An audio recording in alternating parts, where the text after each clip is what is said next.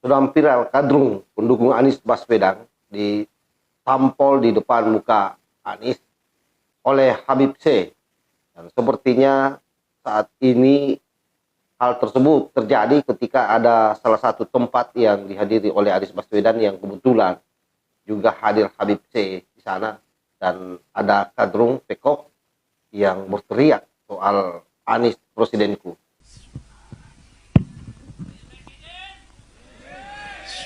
Jangan ada yang teriak-teriak presiden atau tidak presiden. Ini acara maulid bukan kampanye. Paham? Jadi saya mohon acara maulid jangan dikotori dengan ucapan lesan orang-orang yang tidak bertanggung jawab.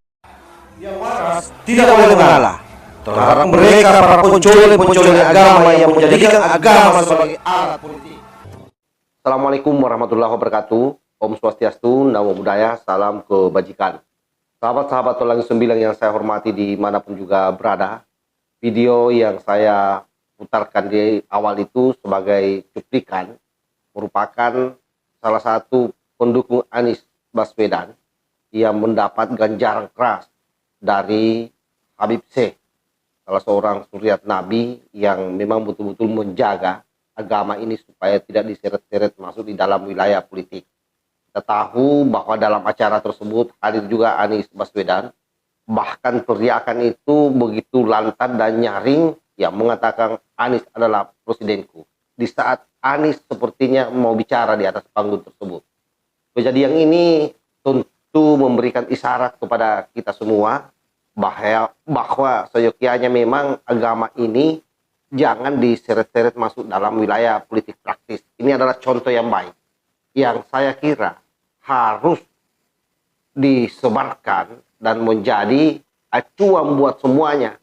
Jangan kemudian dengan sengaja para kadrung-kadrung ini diberi ruang untuk mengumpulkan orang di majelis-majelis seperti di dalam masjid, lalu kemudian sengaja menjadikan itu sebagai panggung. Makanya hal yang dilakukan oleh Habib C ini sesuatu yang sangat positif, dan tentu ini akan membuat para kadrung nyinyir lagi dan menganggap bahwa Habib C ini adalah orang yang tidak pro dengan calon pemimpin yang seiman katanya. Ini bisa jadi dipremin demikian. Lalu, apakah memang agama itu tidak boleh masuk di dalam ruang politik? Saya kira penting, tetapi nilainya yang harus masuk. Kejujurannya, keadilannya, bagaimana rasa kemanusiaannya di sana, ada etikanya di sana. Nilai-nilai itu yang harus tertransfer masuk di dalam konteks politik. Bukan identitas agamanya yang dibawa masuk untuk memenangkan seorang kandidat atau menggunakan polarisasi agama sehingga kemudian seluruh majelis-majelis yang ada itu digunakan sebagai panggung-panggung untuk mempengaruhi orang. Itu yang tidak boleh. Oleh karena itu saya kira kadrun juga ke depan ini sudah harus cerdas membedakan mana identitas politik, mana politik identitas. Bahwa semua orang memiliki identitas. Baik itu budaya, kultur, adat, agama, bahasa, itu semua adalah identitas. Tetapi tidak boleh dengan dasar itu lalu kemudian kita mengajak orang memilih kita. Atau mendorong orang mendukung orang lain berdasarkan hal tersebut. Tetapi mesti pada tataran nilai. Yang dimaksud tataran nilai, dia berintegritas kah? Dia qualified kah? Dia cerdas kah? Pada wilayah itu kita bermain dalam melakukan pilihan-pilihan terhadap calon pemimpin. Oleh karena itu, sekali lagi bahwa apa yang dicontohkan oleh Habib C ini luar biasa saya kira dan harus dipiralkan. Semua orang harus menjadikan ini sebagai barometer. Bahwa di dalam majelis pun kita harus berani untuk menolak. Mensterilkan. Yang dilakukan oleh Habib C ini mensterilkan. Tapi belum tentu bagi kadrung ini adalah hal yang baik. Karena apa? Karena menghalang-halangi niatnya. Ia memang di setiap saat, setiap waktu begitu ada momentum, langsung lihai memainkan peran-peran politik identitasnya. Coba dibayangkan tadi itu, andaikan tidak ada Habib C, pasti akan keterusan. Mereka di setiap jeda misalnya Anies bicara langsung berteriak, Anies presidenku, Nasdem partaiku.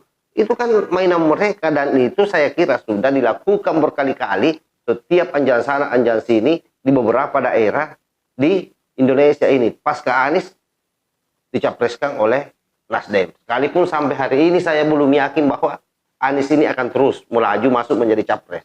Tetapi harapan saya sebenarnya Anies Baswedan ini masuk. Kenapa penting Anies Baswedan masuk? Supaya perhelatan politik ke depan ini bergairah.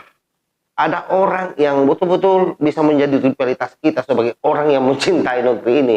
Karena tidak bagus juga kalau datar-datar saja. Tetapi meskipun demikian, tentu saya berharap akan lahir calon yang betul-betul nasionalis selain Anies Baswedan yang kira-kira bisa menjadi pilihan kita semua.